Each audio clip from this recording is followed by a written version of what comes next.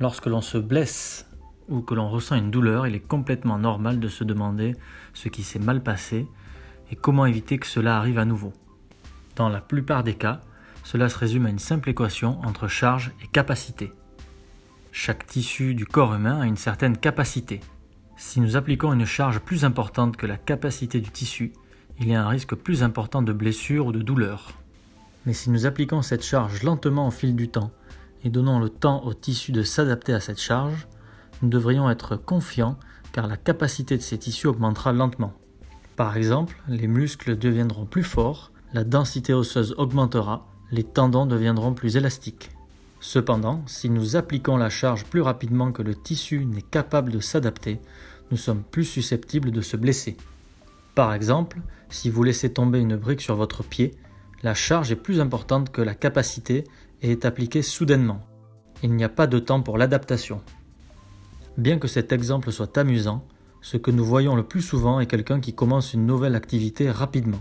Encore une fois, la charge est plus importante que la capacité, et même si ce n'est pas soudain comme un traumatisme, cela reste plus rapide que l'aptitude du corps à s'adapter, de sorte que les tissus commencent à être endommagés et que la capacité diminue.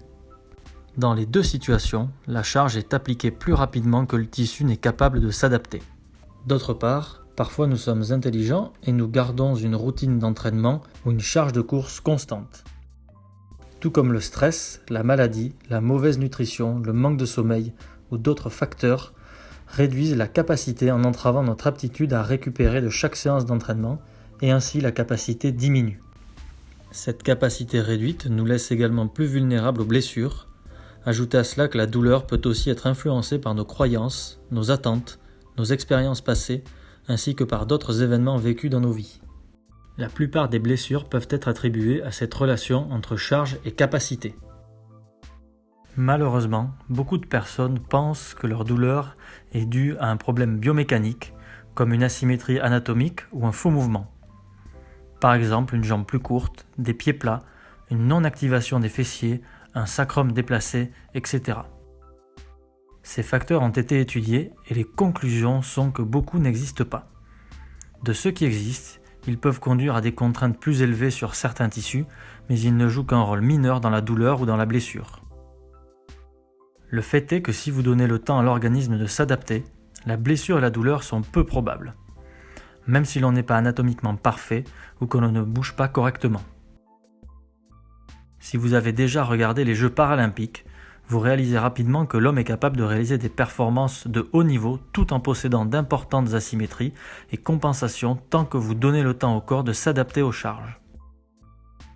Nous devons garder cela à l'esprit lorsque l'on pense à la cause réelle de la plupart des blessures. Essayez de ne pas vous dénigrer et penser que vous êtes fautif. Rappelez-vous de l'instant où vous avez changé quelque chose trop rapidement dans votre sport, votre course ou votre vie quotidienne. Nous devons aussi nous rappeler cela si d'une certaine façon nous avons mal ou nous nous blessons. Une fois blessé, il devient nécessaire de réduire la charge avec un peu de repos. Mais souvenez-vous que si la durée de protection devient trop longue, la capacité du tissu sera également réduite et qu'ainsi, une moindre charge pourrait créer une nouvelle blessure. Il est donc impératif d'effectuer un retour à un niveau d'activité adapté. Il est important de retenir qu'à long terme, un peu de stress mécanique appliqué au corps est bon tant que l'on laisse le temps au corps de s'adapter. Restez sédentaire et votre corps s'adaptera en réduisant sa capacité. Augmentez graduellement et lentement votre activité et votre corps s'adaptera en augmentant sa capacité. Faites-le trop rapidement et vous vous exposerez à une blessure.